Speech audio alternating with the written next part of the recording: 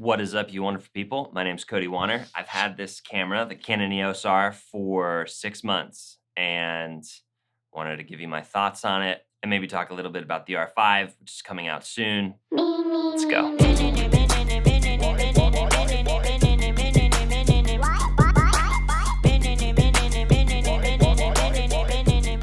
Huge thanks to Squarespace for sponsoring this video. Please forgive the light changing constantly. I don't have blackout curtains yet in my office, and the sunshine is shining directly through this massive window, which is nice, but also not nice for you.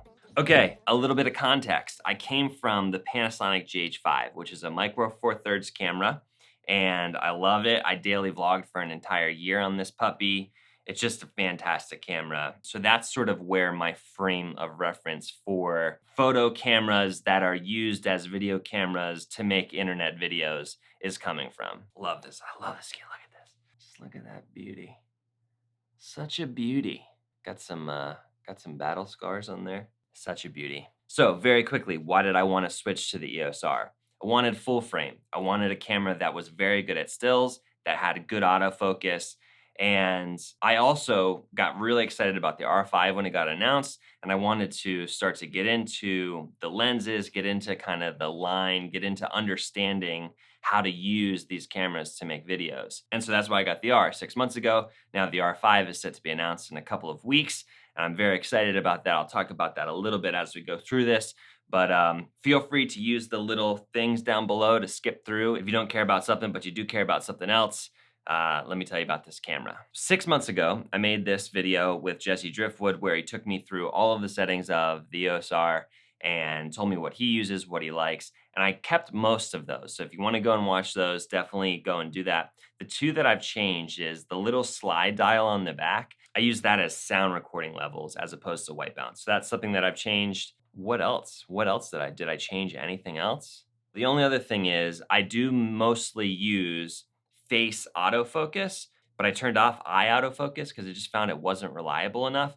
And then when I'm not using face, generally when I'm kind of behind the camera, I'm using the square with the 4 squares around it as opposed to the big square. Generally, those are the 2 autofocus modes that I use. Everything else that Jesse and I went through in that video, still using all of those settings, loving all of those settings. And yeah, so that's where I'm at with this camera. Did recently grab this bad boy, EF 70-200. But Cody, the EOS R and the R5 are RF mounts, not EF. Why did you get an EF lens? 2 reasons. One is I like the fact that it doesn't kind of like protrude and go back in when you zoom in and out. I don't like lenses that do that. Even though they say it's so water sealed, it just feels like that's obviously going to let in more dust, more water, more of all of that. I don't like that. I also don't like the way it feels. Second reason is the throw on this, and I learned this from Jared Poland before buying it, the throw from 70-200 is just a little flick of a wrist, whereas with the RF, it's like a big barrel turn. So some of you might like that. I don't. I just like zoom in, zoom out.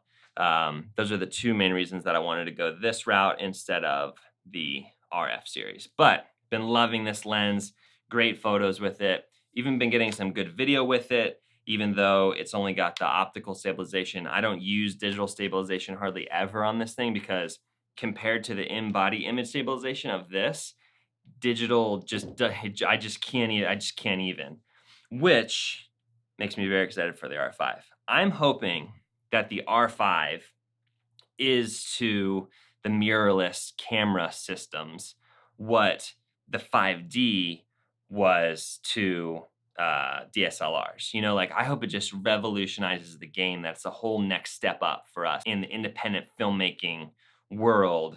That's my hope. That's what I want it to be. But yeah, so I have the RF 15-35 and the EF 70-200. Those are the 2 lenses I've been using with it. Absolutely love them. Very quickly, major thanks to Squarespace for sponsoring. If you need a website, which you do if you're trying to sell your work to people, your service, your products, whatever, you need a website. Fantastic templates, get you up and running very quick with a domain, hosting, help you sell stuff, e-commerce, managing everything that you need to do on a website online. That's what Squarespace is for. If you want to try it out for free, go to squarespace.com/CodyWarner and then get a free trial. When you're ready to buy, use the code CodyWarner for 20% off your first purchase. Squarespace, thanks so much again. The weight of the camera has not been an issue to me, or the size of it. Like, the body is actually a very similar size to this GH5. The lenses are obviously bigger, but I just haven't had an issue holding them out, vlogging with them, shooting with them. In fact, I'm doing this whole series on the channel about trying to make this camera heavier. So the weight hasn't been an issue. I think it's a great weight camera.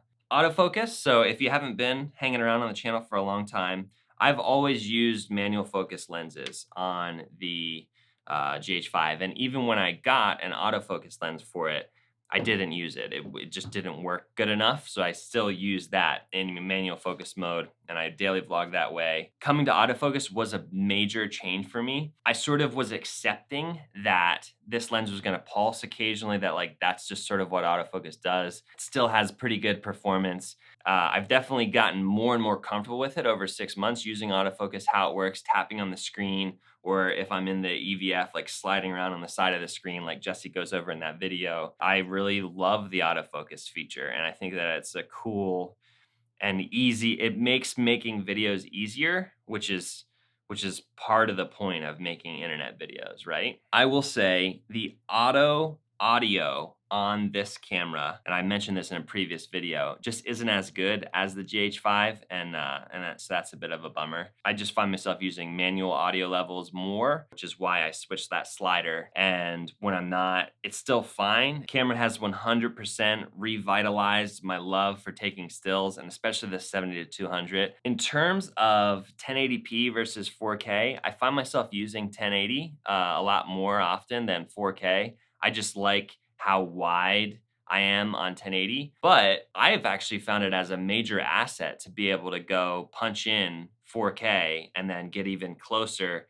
Like, it makes the 15-35 into something more like a 15 to, if you want to be in 4K, like a maybe not the whole way to a 70, but like it gives you more versatility. So I really like that. I'm interested to see with the R5, which won't crop at all in 4K or 8K, if I ever use 8K. I'm interested to see like if that actually becomes more of a detriment. Or maybe I'll just shoot 8K and then punch in post.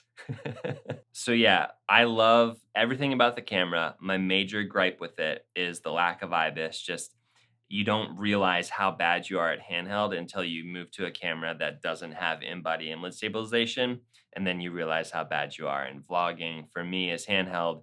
So that's been, I mean, probably it's given me more of a steady hand. It's made me learn and forced me to learn, like, just hold the camera more still, bro. But yeah, the R5 is gonna fix that, and it's got even more IBIS than the GH5 has, which is crazy. So I'm excited to see what that's like. The rolling shutter on this full frame mirrorless camera is absolutely horrible. When you throw the 70-200 on there and you move even just a little bit to the side, it's insane, like unusable, just wavy craziness. But is what it is, you know? I wasn't expecting it to not be, but worth mentioning here. Smaller sensor on the GH5 helped with the rolling shutter issues, so I don't think I ever noticed it nearly as much. But yeah, rolling shutter on this is just, it's gonna ruin your shot if you're moving side to side. Is there anything else to tell you? Subscribe to the channel for more cool stuff coming soon. Thanks so much.